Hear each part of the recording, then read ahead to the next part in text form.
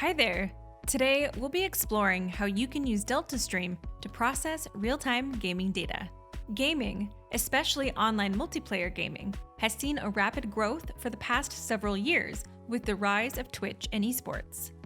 Real-time player interactions, such as chatrooms, leaderboards, and gameplay data, are all part of modern online games, and game developers need a real-time streaming and stream processing platform that can seamlessly scale, process, and govern this data. In this video, we'll showcase how pairing Kafka for streaming storage and DeltaStream for streaming compute can be used to power an always up-to-date player leaderboard. There are three essential components to this use case. As players play games, the results of their games, whether they have won, lost, or tied, will be produced as events to Kafka. Then, using DeltaStream, we can write SQL queries that will continuously ingest from Kafka, aggregate the results, and materialize them as DeltaStream materialized views. Finally, using a dashboarding tool, we can write queries against the DeltaStream materialized view to get the latest leaderboard data. Let's get started in the DeltaStream web app. If we navigate to the Stores tab, we can see that we already have a Kafka store defined. This store defines the connection between DeltaStream and our Kafka cluster. When creating a store, we can include the store type, in our case Kafka, then add the Kafka broker URIs and credentials. Since we already have our Kafka store defined, we'll skip the store creation. In our Kafka store, we have a topic called Game Results, which we'll be using for our leaderboard. The data here is being populated by a data generation we have running to simulate game results data. Let's print this topic to take a look.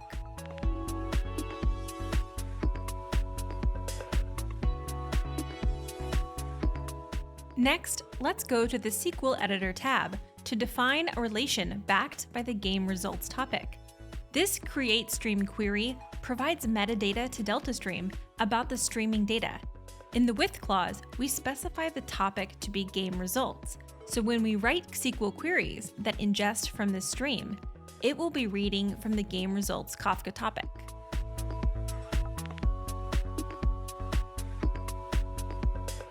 Now that we have our stream defined, let's write our processing logic. In this query, we are creating a materialized view where the results of the select statement are stored.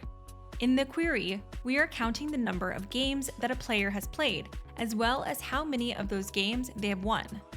By submitting this SQL query, a continuous query is created. We can check on the query in the Queries tab. It takes a few moments for the query to transition into the running state. Now that the query is running, we can query our materialized view to see the leaderboard data. The following query will return 10 players who currently have the most number of wins.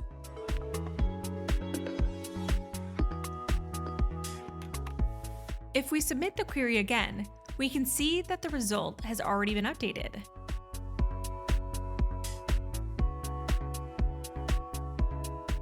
This next query finds the top 10 players with the best win-to-loss ratio.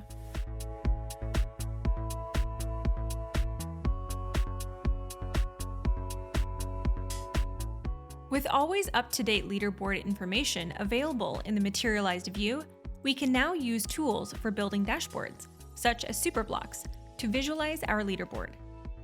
In Superblocks, we use DeltaStream's REST API to simply query our materialized views. We can then use this data to build dashboards.